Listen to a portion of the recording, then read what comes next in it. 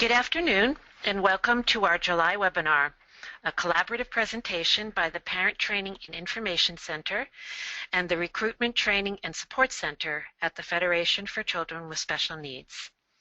My name is Janie Kreco, and I am the Training and Support Specialist at RTSC. Along with my colleague Laura Yellick, who is the Training Coordinator at PTIC, we will be facilitating today's presentation. Our technical producer is Hannah Stahlkamp. Today's webinar is the Common Core, how it works for children and youth with special needs. Our presenter today is Janet Story-Sauer, Associate Professor of Special Education at Lesley University. Janet prepares college students for teaching and licensure for pre-K to 8 moderate disabilities. She has authored many articles on inclusion and cultural diversity. She serves on the American Education Research Association and has been in the Peace Corps and has also taught on the Navajo Reservation. During the webinar, please type your questions in the toolbox and feel free to engage with other attendees. We will leave time at the end of the hour and also halfway through to answer and address any questions. We'll let you know when the break comes in the middle so that you can type in your questions. If your question is not answered live, please send us an email and we will do our best to follow up with you. And the email addresses will be at the end of our presentation. If you are interested in learning more about the Federation, please go to our website at www.fcsn.org and explore all the different programs, including how to volunteer to become a special education surrogate parent or attend one of the many trainings presented by the Parent Training Information Center. Janet, welcome, and thank you so much for being here. Thank you. I welcome everyone today. We're going to begin. The first slide here is called the Common Core, how it works for children and youth with special needs. And I have a number of slides here I'm going to be going through, about 30, and we have an hour. So I'm going to be talking quite a bit today, and as was mentioned, we'll be taking a break midway before part 2 to address at least a question or two, and then at the end, if time allows. So the outline for today's presentation, we've started our introductions, and then the overview is, this whole project is really an overview, so I'll clarify what I mean by that, and I've divided it into 2 parts. The first part is just trying to clarify what is the Common Core and then how the Common Core relates to the Massachusetts curriculum frameworks. The second part is how do teachers address the Common Core, and in that part I just want to make mention about teacher standards and how families and teachers support kids with disabilities who have IEPs and how that can work together with access to the general education curriculum. And then I end with some resources that I think will be useful for you. So as was mentioned before, I have a background and experience with education. I've worked in Iowa and Ohio, Arizona, Boston, and then I've done some research in other parts of the country as well. And my focus is on inclusive education. My experience has me thinking about Common Core and how different people interpret it. And when I was asked to make this presentation, I just wanted to make a few points at the beginning and then again at the end, that people have different understandings sometimes of Common Core, even though they're supposed to be common. So how we interpret them, sometimes you'll hear different things. So I'm trying to make some things clear today for you. My understanding is that our audience today is a blend. We have a number of teachers or educational professionals, and then we have a number of parents and surrogate parents and consultants. So they're about evenly weighted. So I'm going to try and keep this in mind as I go through the slides, try not to make it oversimplified or too complex. And I just want to say thank you to my colleagues here for inviting me to be part of this today.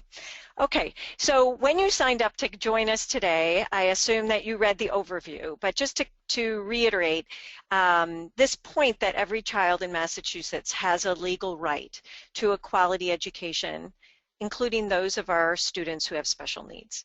So this session is intended to just provide an overview in 1 hour of the Common Core state standards that were created through the nationwide effort to make sure every student in the United States graduates high school.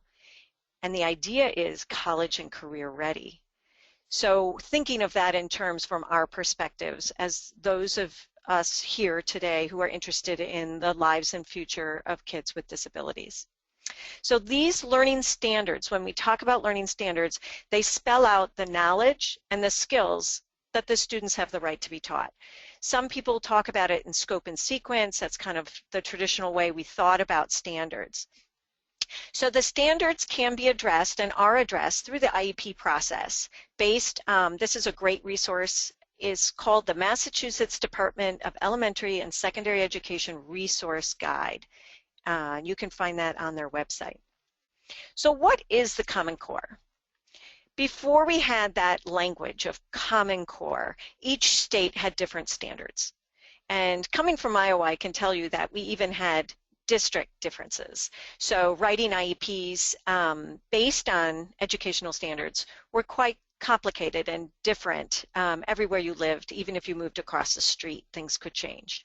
So it was hard to compare education in different states.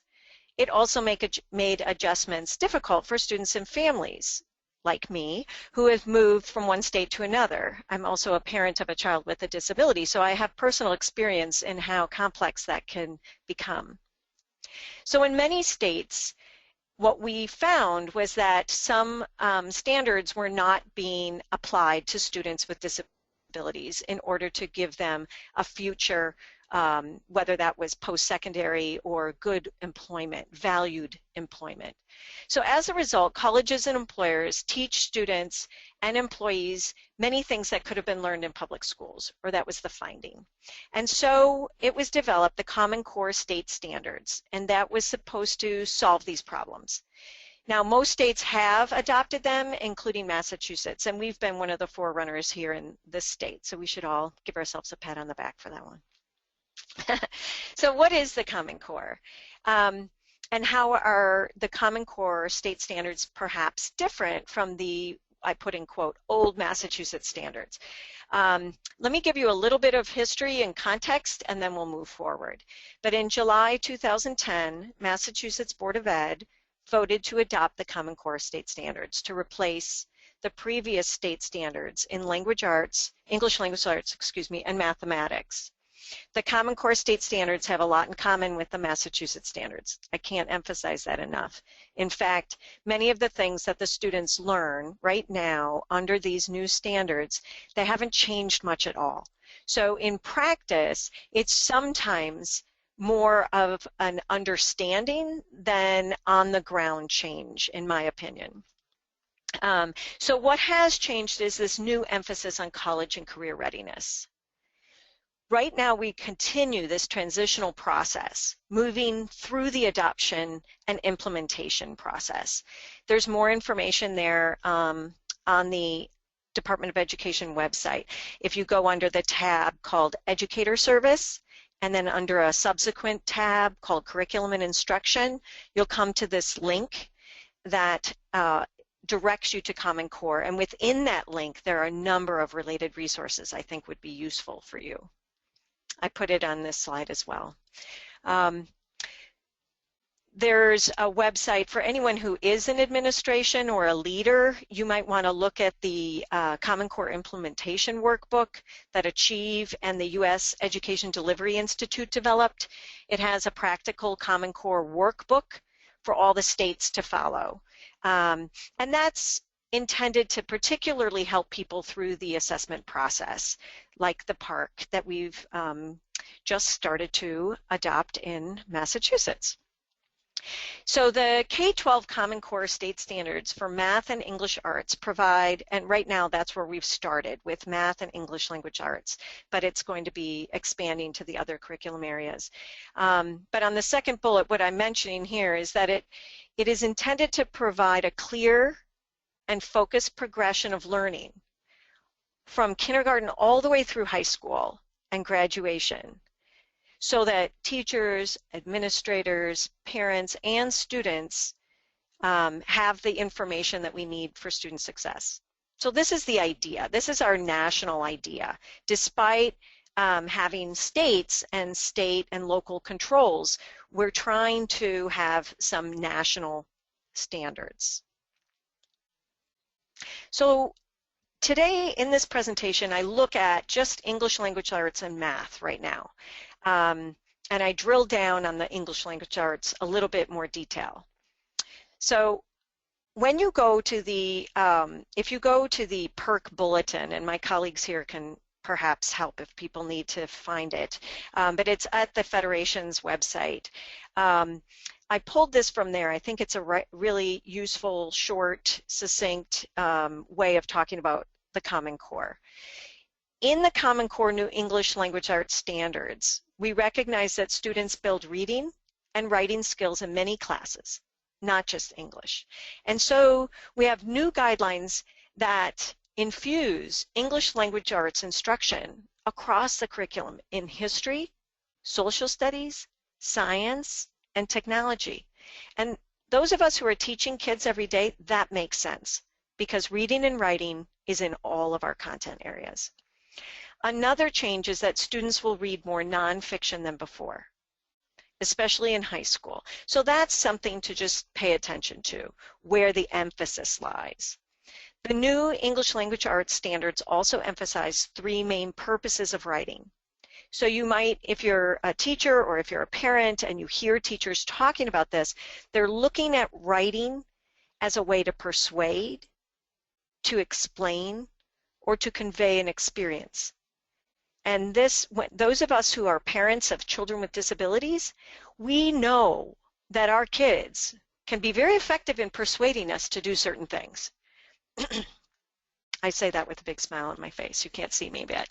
Okay, so Common Core standards, looking at math. In math, the Common Core standards mean that more focus on concepts, from the major concepts to specific skills. So that's that idea of like a scope and sequence of skills. That's what we've always been doing. Let's look at what makes it a little bit different. So students, the emphasis now is students understand why math works the way it does and how to solve certain types of problems. So by mastering the how and the why, the idea is that students will have a strong foundation to build on when they begin more advanced math. So the new math standards emphasize modeling. This means using math to answer real-world questions. Again, there are a lot of math curriculum that we've been working with for many years that involve some of this modeling or answering real-world questions in our academic curriculum. So some of it is not so different. Okay, so what are some key features? Now this comes from the Massachusetts Department of Education website, a document under Common Core called General Overview, if you want to pull it up. It was published in 2011, and these are constantly being updated. But the page that I pulled from that was the key features, and we're going to look at English language arts here. So this one emphasizes how the new Common Core promotes students' ability to read and comprehend increasingly complex text and to write to a source. So the framework of the Common Core breaks it down into standards, and then there are substandards, and so sometimes if you're a parent and you're at an IEP meeting, the team might be looking at specific standards, and then you can be asking more questions about, well, what substandards or what indicators might we look at that seem to be relevant for my child? So it's making it, asking the question in the IEP meeting, which standards might we address and where might we address those in a child's life? And I'll be getting to that more in the second part of the presentation, but this is what educators are looking at. In the upper right-hand corner, I have a bullet that says, promotes the idea that teaching literacy is not just the job of the English teacher. So this idea is that all educators, and I work in higher ed, we are trying to teach our pre-service teachers those who might teach secondary history, for instance, or science, that they are also teaching literacy skills. So those of us who are working on IEP goals around kids' literacy, that can be embedded in across the curriculum, not just in an English language arts class. I think that's important for us to think about. And then the last bullet on this page mentions that the ELA literacy framework promotes the development of strong research skills. This idea of researching, I have seen in schools across the country with kids, even with the most significant disabilities, when it's relevant and when we know how to support them. So this idea of promoting research is relevant for all students.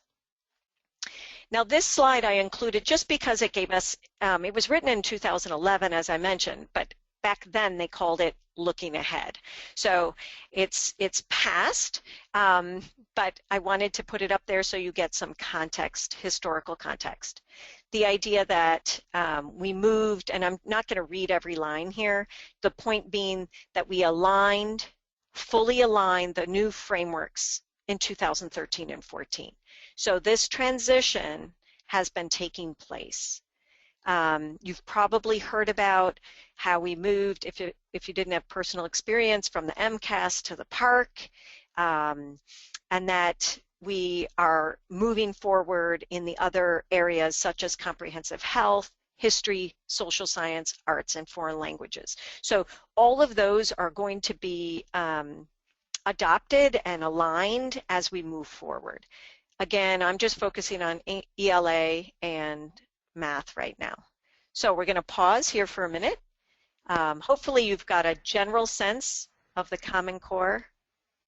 Okay, and I'll just see if anyone has a question at this point before we move forward. Thank you, Janet. And so I know that we have had a very focused audience, and I've not had any questions come up. So just if you want to just think a few minutes about, or a few seconds around what the Common Core is. Maybe we're all very sophisticated out there and understand it already, but if you have any questions about the Common Core and how it has adopted the Massachusetts framework standards, just type them in and let us know, and maybe Janet can address those. So I'm just going to give you a couple of seconds. We do have a very large audience, so feel free to type in, and don't be shy if you have any questions, okay? If we don't tackle them right now, we can do it later, yeah. I'm going to bring up the question that I asked you before, Janet, because I'm really fascinated by it. Massachusetts did develop its own standards for social emotional learning as of 2011, and you told me prior to the broadcast that there was nothing in the Common Core as of yet for social emotional learning. Is that true? Well, not that I've seen. So it's one of those questions I said we need to look into further. But when I'm working with kids who have social emotional learning challenges, we're using those through the Massachusetts curriculum frameworks as they stand right now. And we embed those through literacy, right? So you can use the new literacy Common Core standards to address some of those social emotional challenges that kids have. You can address it through routines, through persuading, as I mentioned. You can ask a kid to write that down. It's very, as a practitioner, when I worked with kids in school, I found that I embedded literacy through when they had motivation to escape, perhaps a situation. For instance, if you had a kid who had a functional behavioral assessment, I don't want to get too sidetracked on that, but if you did, you could embed literacy skills in the development of their social emotional IEP goals. So that's one way to think about it. I like the idea of that across many academic areas, because sometimes when we write social emotional goals, we're not sure where to put them. So to address them through all of the areas of literacy, which includes most of the subject content areas, then that would be a whole lot easier for when we write them, and not Yeah, just and then you have more practice, Exactly. right? With different, as we know, kids will perform differently at different times of day. And let's say the ELA class, the English Language Arts class, is first thing in the morning. They're often early in the morning. But some kids, early in the morning is not their prime time of performance. And so for them to have an opportunity, repeated opportunities throughout the day to practice some of those skills with different support staff, with different peers around them, and maybe after lunch, some kids might perform better. So that would be really interesting data for a team to collect, yeah. Janet, there's one question here. The question is, do you know if there are any progress monitoring measures that are aligned with the Common Core state standards? Off the top of my head, I've only seen it where teachers develop it themselves.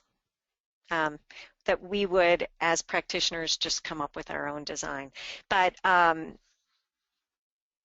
that's something, you know, what's good about having this conversation today, and when I was asked to facilitate this overview, I thought, well, it's going to prompt a bunch of questions to which it gives me homework, and then I can find out some of the answers, and perhaps we'll do a more detailed, you know, in-depth, more application type seminar in the future. Okay, so what I'm going to do now is I'm going to move into part 2, because we get to drill down a little bit more.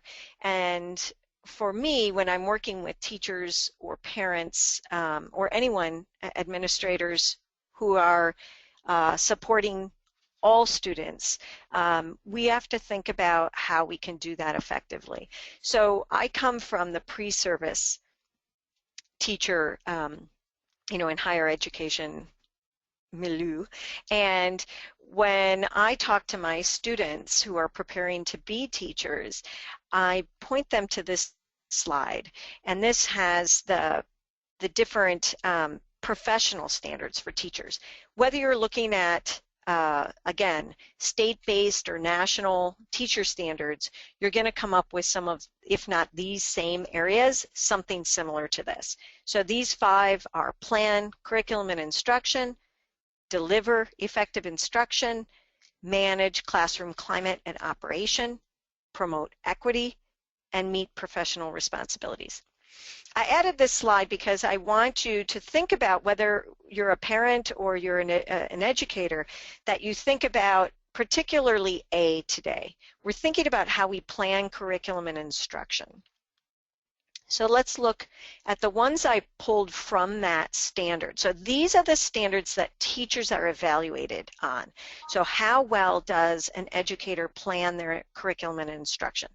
So when I suggest to my students who are working in the field, whether they're undergraduate or graduate students, I'm pointing out these indicators, 1, 6, 7, 8, 9 in particular. There are others that apply, but to today's session, I thought I would bring us to these indicators. So I'm going to talk through each of them for a minute. So number 1, the indicator shows that a teacher would draw on content standards of the relevant curriculum frameworks to plan sequential units of study, individual lessons, and learning activities that make learning cumulative and advance students' level of content knowledge. So this makes sense to us, this idea that what a teacher does is look at content standards, become familiar with them, and then organize learning activities that make sense and build on students' content knowledge. Another thing I think is really relevant for educators to think about is this idea of drawing on resources. I always say to people who are teachers in the field, don't think of yourself as being alone with 30 kids. There's a team behind you. There are administrators, there are colleagues, there are families. A lot of times families want to be involved. They just want to be invited. They want to be given options of how to be involved. And sometimes families, if you know that teachers are being evaluated on this and that they have to show evidence of it, you might be able to offer something to the teachers of students that you have concerns with, or just somewhere else in the school that you can be helpful for them. Number 7, incorporates appropriate technology and media in lesson planning. Now this one, I'm over 50, so I have seen technology change. Low tech, meaning just simple physical adaptations to pencils and things, paper, all of those little things, to technology, high tech. Particularly for our kids with disabilities, that number 7 becomes relevant. Every IEP meeting, that conversation can come up, talking about appropriate technology. And that's something that administrators are supposed to be monitoring and supporting for teachers. So we think about that. Number 8, uses information in the IEP to plan strategies for integrating students into the general education classroom. So if you didn't know that, that's important for everyone on the team to recognize that we all need to help support and give a list of strategies that can be used to support kids in the general education classroom. And then number 9 I thought was relevant, of course, because it talks about using instructional planning, materials, and student engagement approaches that support diverse culture and language backgrounds, strengths, and challenges. And there is so much more now out there than there was when I first started as a teacher to support students from culturally and linguistically diverse backgrounds. And again, whether what kind of needs your child has, every child comes with their own cultural and linguistic background that can be brought to bear in an IEP. Now these few slides that I'm about to talk about here about Common Core application to students with disabilities, this is also coming directly from the Massachusetts Department of Education website. So I will read, because this is very important for us to pay attention to. So students who are eligible under IDEA must be challenged to excel within the general curriculum and be prepared for success in post-school lives, including college or careers. This is one of our challenges that we are all obliged to follow through with. That's my commentary on that. Thinking about post-school lives. Even though when I'm a teacher and I put my teacher hat on and I'm a 5th grade teacher and I'm thinking of that child in 5th grade, I have to recognize that the family is with them for a whole lifetime. And this child's going to have a life far beyond this 5th grade class. So always keeping that in mind, I think, is important. So the Common Core standards provide a historic opportunity to improve access to what we call rigorous academic content standards for students with disabilities. And again, there's a lot of research around presuming competence with students, and for all of us, if we are given challenges, we tend to step up, whereas if we sense that someone does not recognize our strengths or interests, that we will fall back into that pattern that we refer to as kind of a learned helplessness that we see too often in the lives of kids with disabilities. So those of us who are advocates for kids with disabilities, I would imagine that we are pleased with the movement toward the Common Core standards. The last thing on this slide is the continued development of understanding about research-based instructional strategies or practices, and the focus on effective implementation will help improve access to math and English language arts for all students. Okay, this is the second part of this piece around how the Common Core applies particularly to students who are served under IDEA. And I will read again. In order for students with disabilities to meet those high standards and to fully demonstrate the conceptual and procedural knowledge and skills in math, reading, writing, speaking, and listening, the instruction must incorporate supports and accommodations. So what are those? So those supports and related services, and let me emphasize the second part of that, related services should be designed to meet the unique needs of the students and enable their access to the general education curriculum. So I'm going to make a comment about that. So this idea, it's a lot. There's a lot in here. When we're developing the IEPs and we're thinking about Common Core, one of the things that the team knows best is the individual child. And so what we want to think about is what supports and accommodations that individual child needs in order to progress in their skill set. One of the challenges I have when I'm working with teachers is they'll say, how do I do this in a high school classroom with a child who has an IQ of 60 or something? And I say, well, let's not focus so much on the IQ and let's just look at the child and see where we look at the curriculum on one hand, we look at the child on the other hand, and where we can find some overlap of interest or skill set, so that you can, and I'll get into some slides later about how we look at big ideas and then what can this child gain from that content. It doesn't always have to be what you might first think of when you look at the content standards. So it's really more of a brainstorming on an individual child-by-child basis. So when it says in that first bullet, supports and related services designed to meet the unique needs of the student, it goes back to the I in the IEP, not because they have this disability label, all these kids get this kind of support or this kind of service. All right, and the second bullet, an IEP, and that one, sorry, that's for a footnote. The IEP includes annual goals aligned with and chosen to facilitate their attainment of grade level academic standards, kind of echoing what I just explained.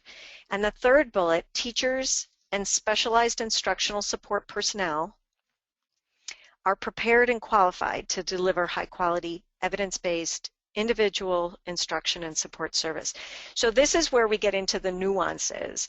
One of the things when I first entered the field of education, we had such a teacher shortage of special education teachers in Iowa that I think it was as low as 11% of the teachers who were teaching kids with disabilities were actually certified to teach those kids. So they were taking pretty much anybody to work with kids with disabilities. So I'm pleased with the movement forward to make sure that all teachers are highly qualified and that we move toward those of us who are parents of kids with disabilities having teachers who are content experts as well, teaching our kids the content that they have passion and experience with. Now this is the third and last slide for this piece of information specific between the Common Core application to students with disabilities. And I'll go through each bullet here. Again, thanks for hanging in there with me. So, in order to participate with success in general education curriculum, students with disabilities as appropriate may be provided additional supports and services such as 1. Instructional supports for learning based on the principles of universal design for learning. So they mention UDL specifically in this document on the Department of Education's website. And so the UDL or whatever the instructional supports that teachers use are intended to foster student engagement, presenting information not just one way, one time, but multiple ways, allowing for multiple opportunities for action and expression.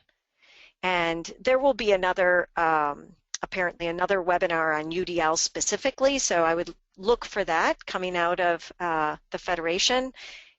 I've been learning about UDL for many years, and I continually learn more and find it a wonderful challenge to our pedagogy, and I try and model it in higher ed as well. So the second bullet here is instructional accommodations, changes in materials or procedures. Caroline Tomlinson also talks a lot about that, instructional accommodations and differentiated learning, which do not change the standards, but allow students to learn within the framework of the Common Core.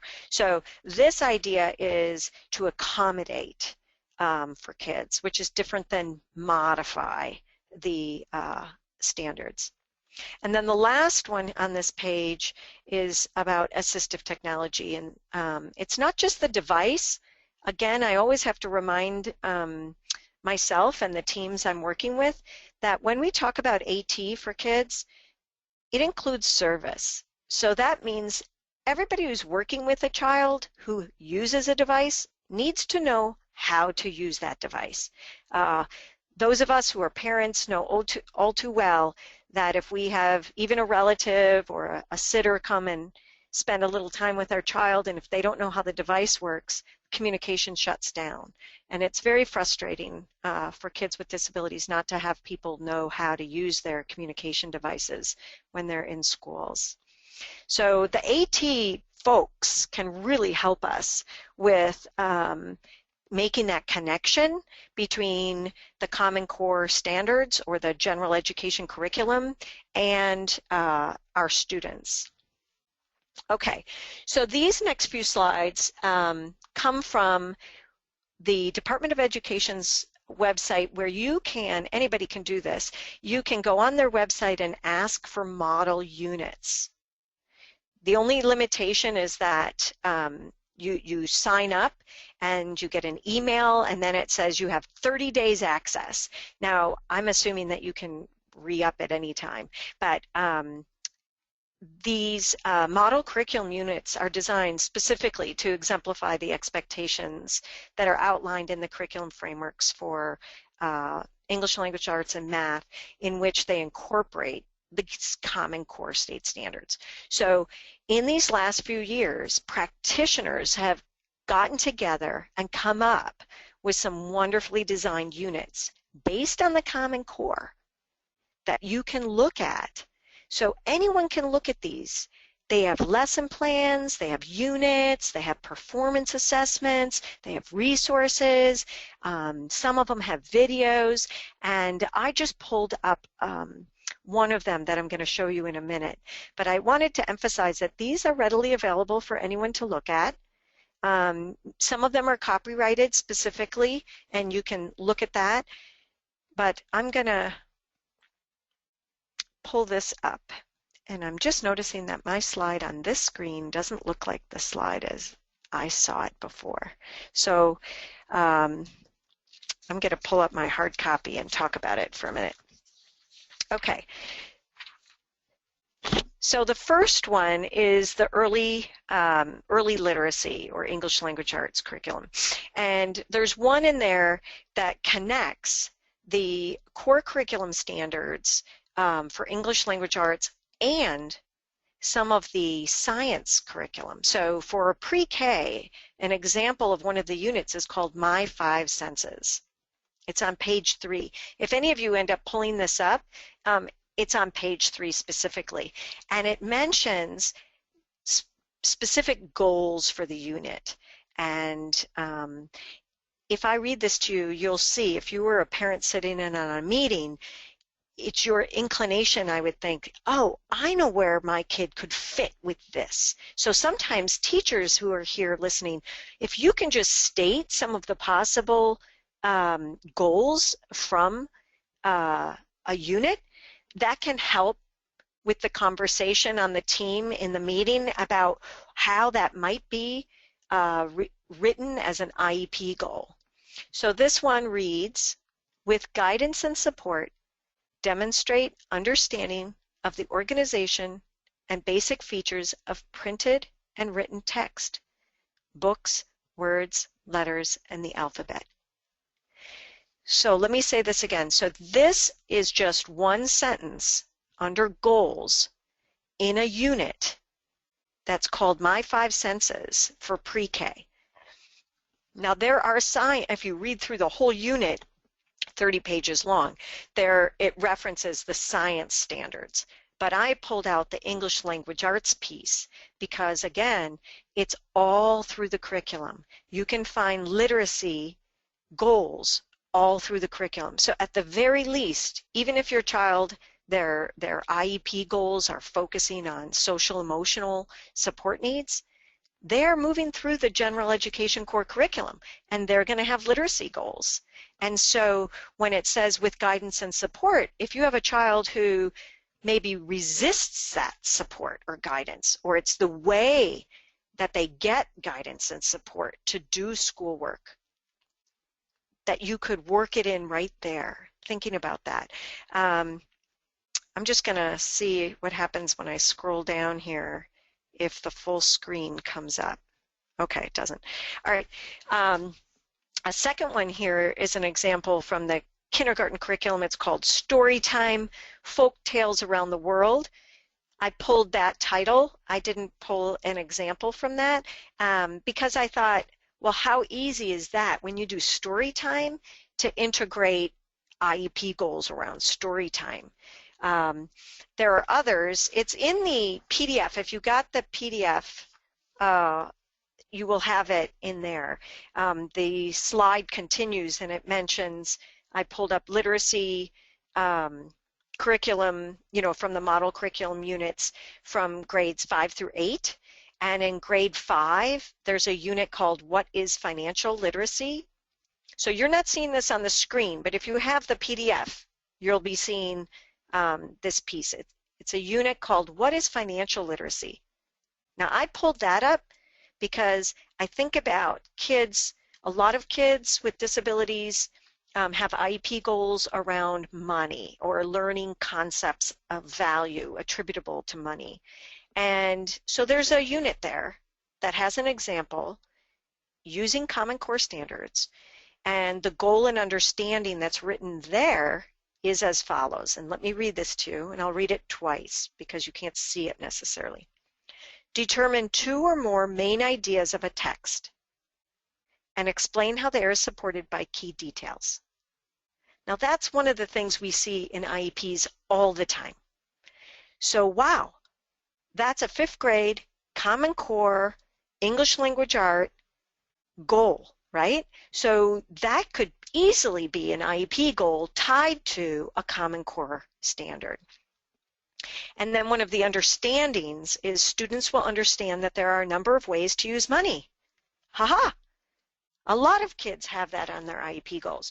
So I bring that up as another example of how if you familiarize yourself with just looking at these curriculum units, I think teams can sit around and brainstorm how easily we can tie this to IEP goal setting for kids with disabilities. My colleagues are nodding. I'm assuming that I'm making that clear for people, this connection between the Common Core and students with disabilities. But I have a question. Well, it's not a question, it's a statement. I think that people are getting it because someone did come with a question and say, so how do we refine, for example, one of these goals to be an IEP goal? And we have to make it measurable, et cetera, et cetera. Right.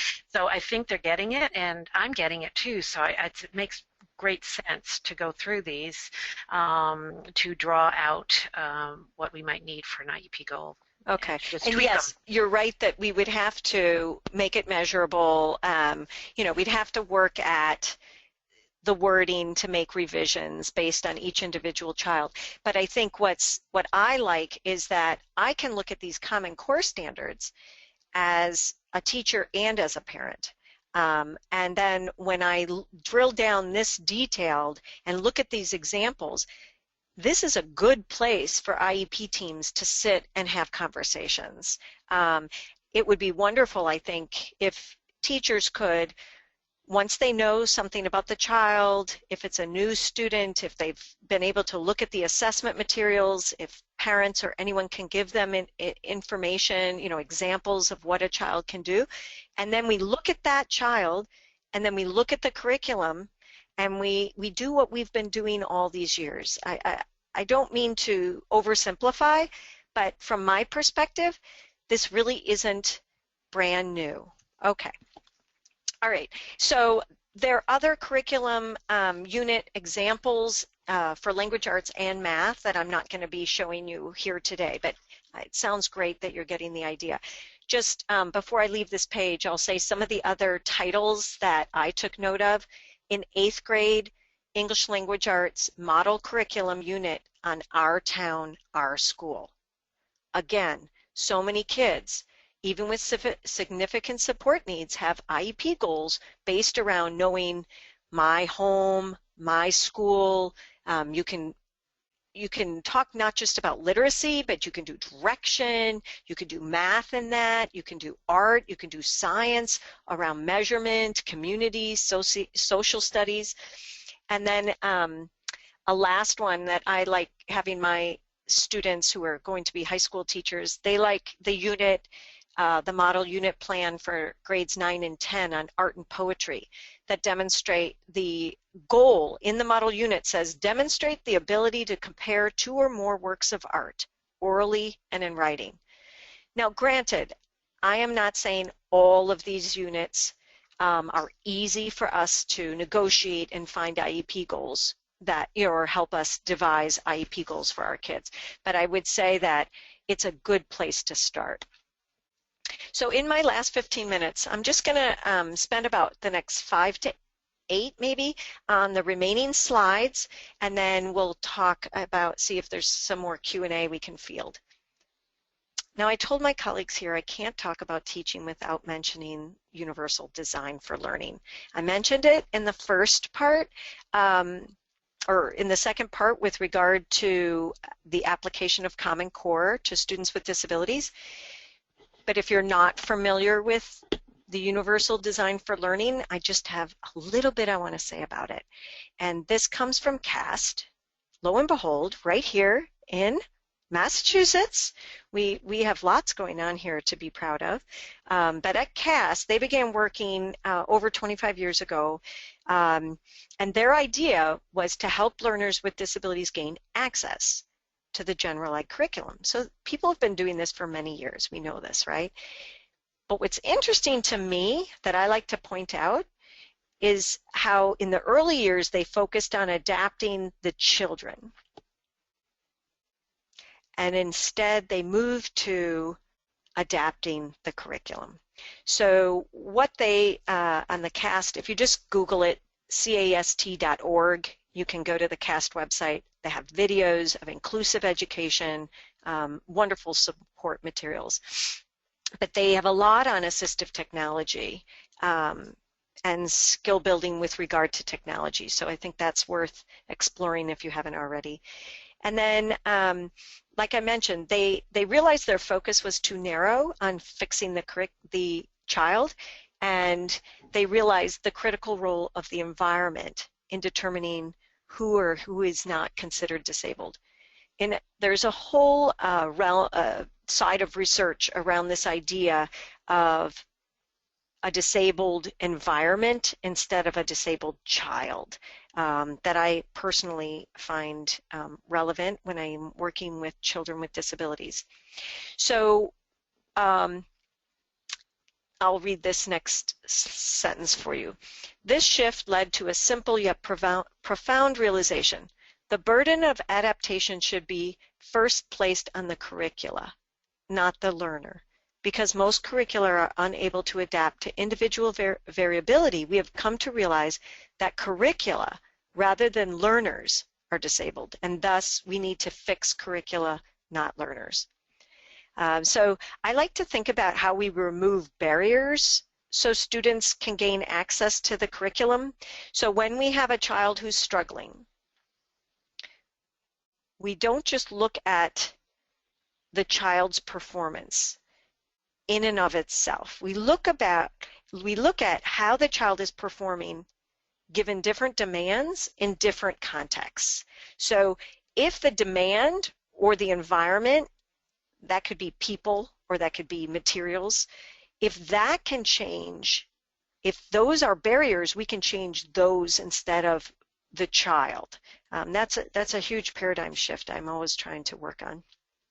All right.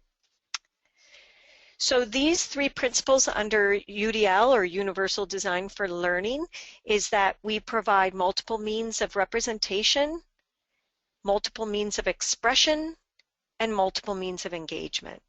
So I won't go into details, examples of it, but this idea, at the very least, that you see in this image, that's my son when he was a little boy. He's now 18. Anyway, so here he is writing, learning to write his name. And you see how he is not writing at a desk. He had difficulty, because he has Down syndrome, he had difficulty with the materials, the environment. So they changed the environment so that he could learn to write his name.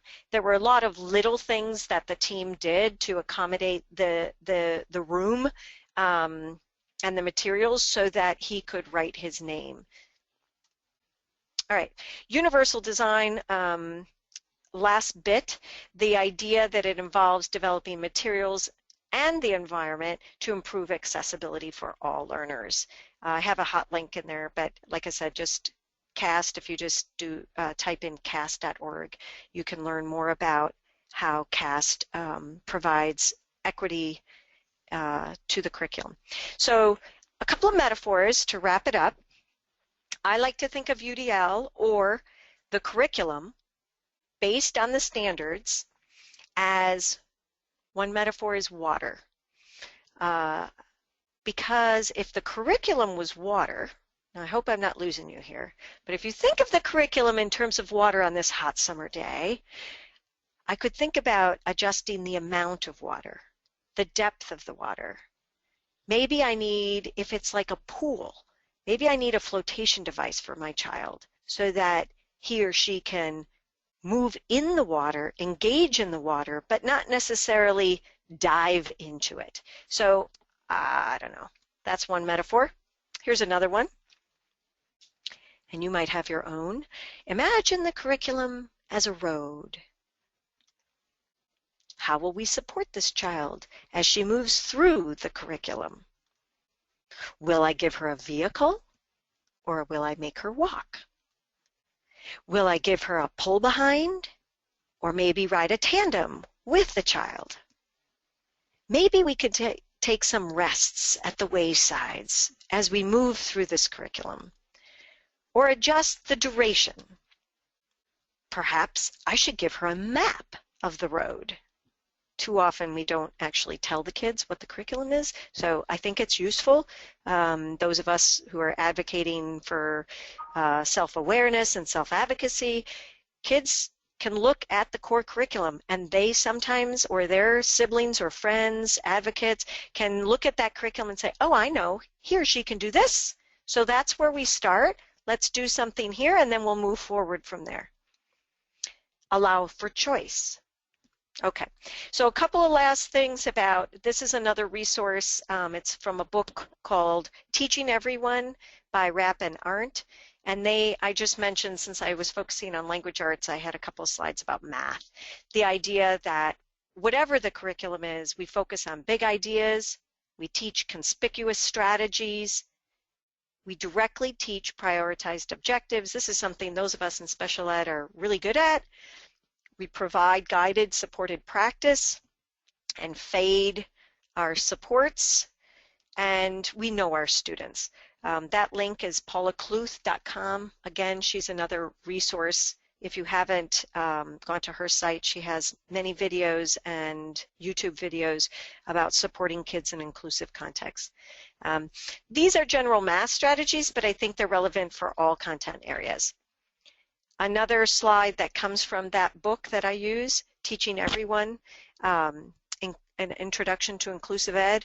Rapp and Arndt have sample of strategies to support kids using UDL in all curriculum areas. I just pulled the one from math to show you this idea of engagement, input, output, again, providing multiple perspectives, multiple sources, and multiple ways for kids to show what they know. And the last resource I'm going to give you here today is it's a model called Beyond Access. And this is, you can read journal articles about it, or I know Cheryl Jorgensen works with some schools in our area with facilitating inclusive education for kids, particularly with more significant support needs. So I always say, boy, if you can do it with kids with significant support needs, we really don't need to question that we can't do it with kids with moderate or mild disabilities as well. But this idea, I'm not going to read through these bullets. You can go back and look at the slide. But she emphasizes it's not just access to the curriculum, so it's titled Beyond Access, but the idea that the kids move, or our students are moving through the curriculum. She offers a free, you can go on her website, she has a inclusive Common Core Universal Design Unit Plan organizers, a structure in which you take a task and you decide who's responsible for what. And we know this from IEPs, it's the same idea. The gen ed teacher's doing this part, or a special ed teacher's doing this, or it's a tutor, an SLP, OT, who's doing what? How are we going to do it? At what point in the lesson? So we might structure, make really good plans about our structure. And I know it's a lot of work up front, but once we get it done, once teachers get a rhythm, I find we get in a rhythm, and then we don't have as much problem moving forward and adapting and working with different kids with disabilities. And I know I'm getting my 5-minute warning.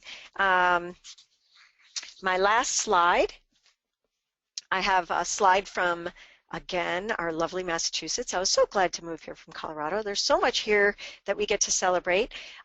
We have the ICE, or Inclusive Concurrent Enrollment, based here in Boston. If you Google Think College, you'll come up with related materials around this.